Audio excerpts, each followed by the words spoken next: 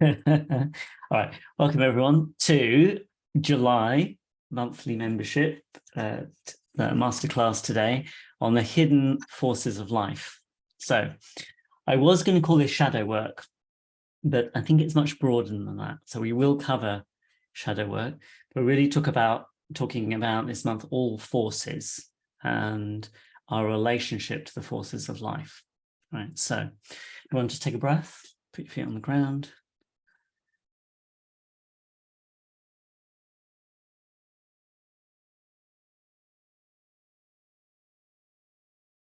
Notice the sensations, impulses,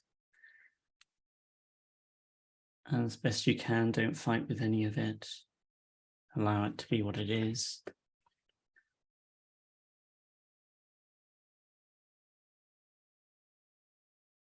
And then expand your awareness to, for want of a better way of putting it, more of life, more of experience. You might think of spreading out, you might think of other realms, other dimensions of normal human existence. So mental, emotional, physical. You know, Ken Wilber has 24 intelligences. The interpersonal, the intrapersonal, psychosexual, the mathematical, the artistic, creative. All of the different elements and realms of human experience. And the less we are pushed around, so to speak, the less things take our attention. And so we can allow whatever's there and then have our awareness be beyond that. So in Aikido, the phrase is never give your eyes to the opponent, which means always have your awareness in the field of experience, resting, so you're ready to respond to what shows up. And with that in mind, gently open your eyes and arriving. All right, so the topic is the hidden forces of life. Okay, so just take a moment and jot down somewhere, so don't hit return yet. So either do it in the chat or in notes so you can copy it into the chat, but jot down all of the forces that come to mind when you think about the hidden forces of life. So you can either do it in the chat, but don't hit return yet. But somewhere digital, so you're able to put it into the chat afterwards.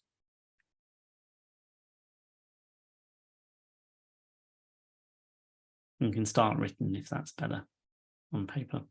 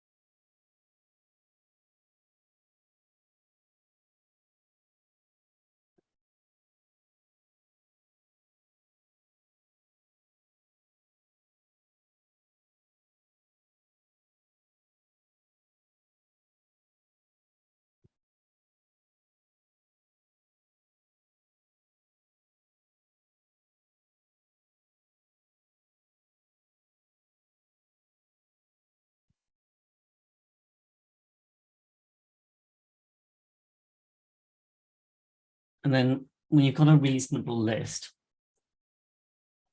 has everyone got a reasonable list? No? Okay, that's all right.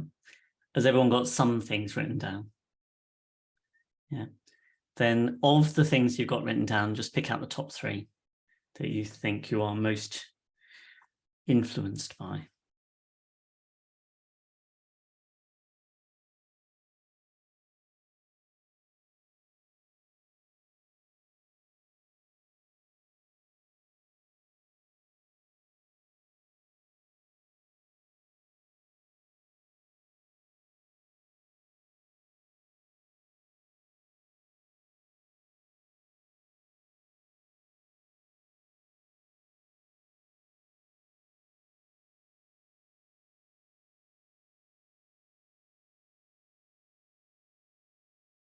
Yeah, and now, once you've got those top 3, Dean is ahead of us, but put them in the chat, 1, 2, and 3. So, Dean, if you order yours, yeah, in that order, okay.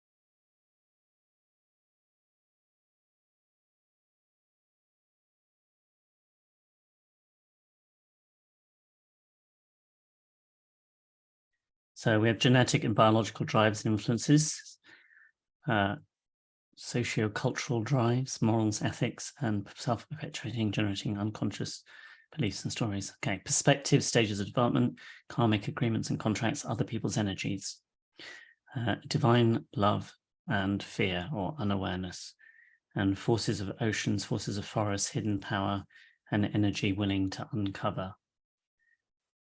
Okay. Melanie, we're on target again, as usual. Yes, very much so. Did we lose Nancy? Was that an internet thing, presumably? Internet challenge, Nancy? Okay. She's transcended into some other realm. I know, she's back in this existence. Okay. All right. Thanks.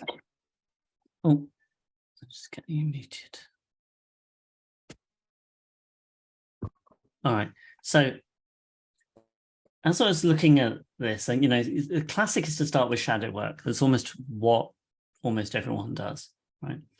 However, when you start to get into it, you can actually break it down into an awful lot of different types of forces, right? So primarily, and I guarantee what you've written is not the key driving forces in your life, right? By definition, it's in the word hidden, right? All right. So almost certainly the stuff you've written down, and also there is a thing between, I'll just say this little thing between aspirational values and operational values. Have I gone through this before? No? Okay. So when you ask people what their values are, they say like truth, honesty, integrity. They almost certainly don't say avoiding embarrassment, shame, fear, security. Right. So the way you find out what someone's operational values are is you go, what are their actual behaviors in the world driven by, and what do they actually do in the world? right? What are they actually doing, and why do they do those things? So you find the difference between people's aspirational values versus their operational values. And in a way, this is kind of the same thing. So I was working with somebody earlier today, and to his conscious mind, right, the first response of how he responded was, so every time I would say something that he thought differently about, he would have to jump in and say, can I just say that's not how I'm thinking about it, or how you're saying it is not my experience, right? And it never will be, of course, right? So what's going on there is some impulse or some force is going, I can't allow somebody to say something that I don't agree with, or that doesn't make sense to me, right? Nancy is now bilocating and coming in multiple selves. Hello. All right. So, yeah, okay, we've got two of them. Any other parallel selves you want to bring in? Okay. All right, you might be swapping a bit. All right, cool. All right. So, the first thing he was aware of was that the behavior he was doing was the first he was aware of it, right? So the way we check for this, whether there's some hidden force, is whether you can do the opposite of any particular behavior, or whether you can do nothing, right? And if it's ever anything other than that, right, then it's some kind of impulse or force. Does that make sense? Yeah. Right. Yeah, Jonathan. When you say the opposite, you mean the opposite of the behavior they're demonstrating, which is not they're not their aspirational, but they're operational. Can they change from the operational to the aspirational? Correct. Right. Or even not even aspirational, just any choice, right? Can they change their behavior, right?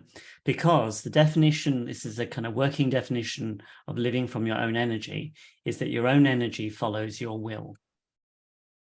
Right. So when I intend to pick up this earbud, AirPod Pro, right, my hand reaches out, nothing resists, my hand reaches out, I go and pick it up, right, and then my Mac tries to connect to it. So I probably need to not do that, right? So anything other than that, right, where you can take it over or not do it, right, I'm not saying it's good or bad, there's just some kind of force operating, right? So the reason in the spiritual traditions there's so much focus on the breath, this is the claim, right, is that when you can take it over and you can do the breath, right? So you can deliberately, but when you stop, it carries on by itself, right? So there's a choice about whether you do it or not do it, right? It covers both sides, and not everyone has that, right? So some people are really either holding their breath or wheezing, or right. So the point here is that the principle is when you're living from your own energy and your own will, your life will flow according to your guidance, your intention, your intrinsic wisdom, whatever you want to call it, intuitive knowing, do what's indicated for you in a particular moment. But equally, you can take it over and make a choice, right? That you're not compelled. Although what does tend to happen more and more is you think that why would I do anything differently from this, because this is the highest, most connected, wisest, compassionate, spontaneous arising in any particular moment, so might as well leave it alone. Right. So now, as we do this today, there might be some triggers. I'll say that ahead of time, right? Because we are essentially bringing up what typically is hidden, and we have an adaptive function, which is, the assumption is hidden forces, that we are dealing with them how we are, and it's working because it's worked, right, for a long time, right? So if that happens, either just let me know or go off camera, take a breath, switch off the camera, run outside, scream in a circle for 20 minutes and then come back, right? Whatever you need to do. But these are the things that catch us, right? So this month especially, right? This is probably the highest liberation moves you can make, but also potentially a little bit rocky. Is that okay? Just pre-warning. Okay. And it doesn't have to be, right? Because most of the reason we're pushed around by something is because we're giving it power, right? And so when we relate to something, I think last Thursday, I think with you, Anna, we might do a little check. We'll do a little check-in in a minute anyway.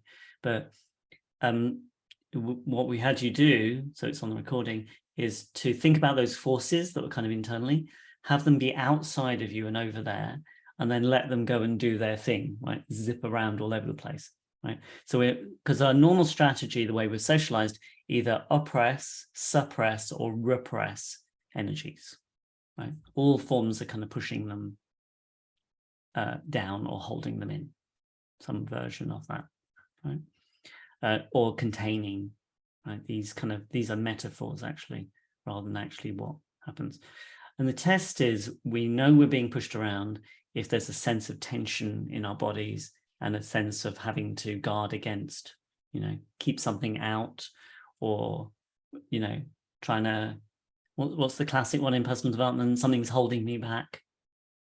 Who, what, where? All right.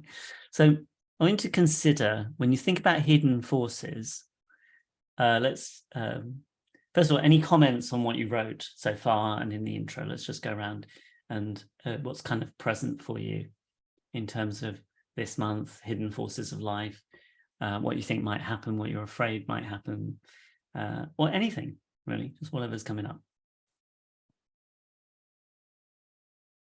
Yeah, Tina. Just curious if you could say just a little more about the word hidden, because I was thinking about, I was going to ask this before we did the exercise, like hidden to who, like to whom, like, I can't, love is not hidden to me, source is not hidden to me, but you can't, other people would say you can't see it, right? I can see love all around me, but we call it in the society, in the earthly plane, we call it hidden or invisible, maybe, or something like that. Yeah, well, who calls it hidden? People who don't believe, maybe. I don't know. I'm not quite sure, without no judgment, but I'm like, if it's hidden to someone. Yeah, it's not in their experience. Yeah. But so we might kind of get into whether it's even there or not, which is a different thing. Okay, so and that's you're basically touching on the first slide, so it's perfect. All right, so who else? Thoughts, Jonathan? Yeah, one of the things that comes to mind for me when looking across the upcoming month is the idea that I'm aware of certain things. Like if I say, if I'm supposed to pick up this cup and put it over here, that's my aspirational goal, but it ends up on the floor. It's like, okay, well, and if I keep repeating it and then I'm aware of it, it's almost like a Stockholm syndrome where I've befriended my being at the effect of my unwilling cause. And that kind of screws me up a little bit. And I'm hoping to kind of address that. Right. And now notice the description. The description is that a hidden force made me do it. Exactly. Okay. A little gremlin in the system. Were you going to add something, Dina? Did I see you? Yeah, I was just thinking gravity. Gravity is a hidden force. Yeah. And it's a good point, which is, we can't actually see forces. We can only see their observable effect. Right. I like it's actually Art Guys who uses this kind of metaphor, which is that which is stronger, gravity or magnetism as a force?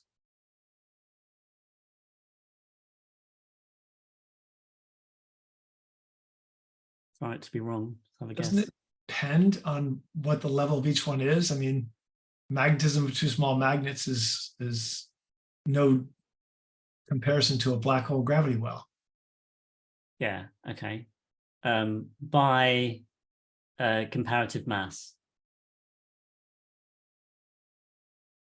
magnetism. And of course, I mean, it's a silly question because the force of magnetism of a piece of plastic is 0. So, right. So I mean of a magnet, let's say you've got a magnet, it has a weight to it, so there's a gravity effect, and it also has a magnetism force if it's, let's say, a neodymium magnet. I don't remember my Say physics. magnetism because what I focus on, I'm creating. So I mean, just in physics, I mean, rather than in anything mystical. Right. So it's this, right, which is it's magnetism. And yeah, Anderson's magnetism, right? And the logic is this, right? So there's a pin sitting on the earth, right? It's being pulled down by the mass of the earth. There's a certain force holding it on the earth, right? Now, it takes the entire earth to keep that pin on the ground. Right? But a tiny little magnet this big can overcome the force of the earth, and the pin jumps up to the magnet, right? So a tiny magnet this big is more powerful in terms of force, in terms of the force of magnetism it generates on a pin, than the earth is in terms of gravity holding it down. Make sense? Right. From what Nancy said, I think I might bring that in because there's a kind of mystical parallel, which is how we give energies, demons and monsters, we give them loads and loads of power and force. And actually our will is a bit like the tiny little magnet when we go, no, you don't have any power. And like the whole earth gives up. So it's like the entire, so you could probably get a mystical component to it as well. All right, so any other thoughts? Just interesting, we use the analogies with gravity and magnetism as kind of spiritual forces, even though they're also physical forces too. That's kind of interesting. Do you remember Dr. Z? Yeah. He wrote a whole book, The Physics of Coaching, and using momentum, inertia, frequency, magnetism, polarities, attraction, all of the forces from physics that we use as metaphors. Quantum physics. Well, that just annoys the hell out of me because I've got a physics degree and it's how misused it is. So anyway, different issue. Right. So I want you to contemplate these, right? Which is what Dina started with. What is actually hidden? What does it mean for something to be hidden? And the difference between the physical world when something's hidden and psychologically when something's hidden. Because the claim is it's there, right? That is the basic claim we're making, right? That there's a force there, there's something there that, and it must be there, surely, isn't that what Freudian and Jungian psychology and psychoanalysis is all about, right? The hidden, the dark unconscious and hidden forces, right? So, and the claim is they are there. That's basic. The basic claim is there are forces, and as Jonathan said, they're nothing to do with me, and they make me put the cup on the floor rather than where I want to do it, right? So there has to be a description, which is there is a you that's subject to those forces, right? That is passive in relationship to the forces. This is the nature of construction of our experience, right? So freedom is not, as many people would think, not being pushed around at all, right? Because we actually do want various automated processes, right? Imagine you didn't have the force of hunger as a biological force, then you'd have to remember when to go and eat food. So it's kind of useful that you're being pushed around, push-pull by hunger, right? But it serves you, right? So this now brings an entirely different relationship to forces in general, which is not how do I get rid of them? How do they stop them pushing me around, right? But in a weird kind of way, how do I want to be helped and pushed around in the ways that are useful to me so that I don't have to, right? If you think about when you're in flow, there's an animating force but it's completely aligned with the outcome that you're looking for, right? The whole point about this is almost everyone, their first relationship to forces is either how do I get rid of them, dominate them, control them, resist them, fight with them, struggle with them, all of these kinds of things. And this is kind of what we're going to be looking at this month, which is how do you come into harmony with the forces of existence, forces of life. Does that make sense? Okay. Any thoughts, comments about that? I mean, it's kind of what we've been doing. It's just coming at it almost a bit more directly. Yeah, so Anna. Now that you mentioned this, like not being free of this automated response that forces can produce on us, I just got the vision like that, just being on a wave and the force. So the force helps me just being on this wave and doing things, and I can jump on another wave and there is another force. Great. So you're already changing your relationship to all of it. Right. Because it's an odd idea of the relationship to freedom. And the first wave of Buddhism, the first turning, it was called, was how do we get out? Right? How do we get away from samsara and all of these forces and karma? And as I think Melissa mentioned, was it karma? Is that the one? Yeah, karmic forces and agreements. All right. So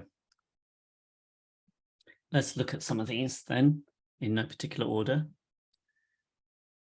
Let's start with urges, impulses, instincts, compulsions, drives, right? The more kind of primal, we might call them primal forces actually, right? Now, when we're young, we don't have these distinctions. So we don't have impulses. We are our impulses. So think about a small child, right? There is before this theory of mind, there is actually no self there.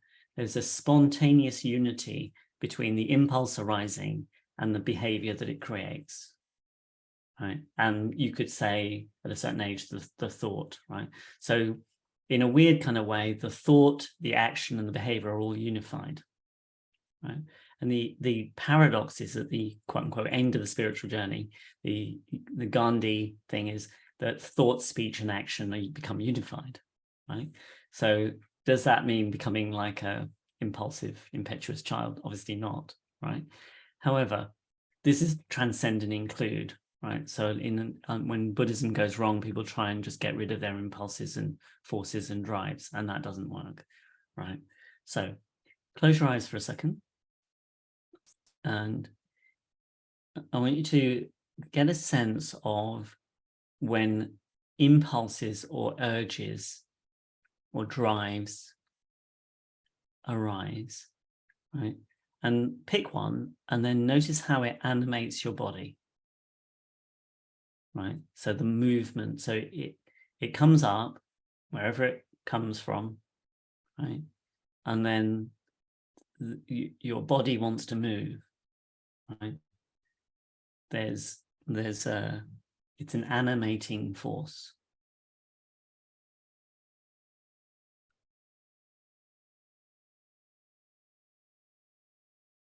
And just by bringing witnessing consciousness to it, it already starts to make subject-object. Because typically what happens when these things come up is that we have a spontaneous reaction to them, either to go with them or to fight with them, right? We want a third option, which is to notice impulses and forces coming up. And what we're doing is we're decoupling the spontaneous behavior from the feeling of the impulse. Right? And all of these, in a way, are like compulsions. And what I mean by that is if we don't do the behavior, then it builds. Right? It gets more and more uncomfortable until we do the behavior. Right? So just attend to the construction of how that works. right? And typically if we want to resist the behavior,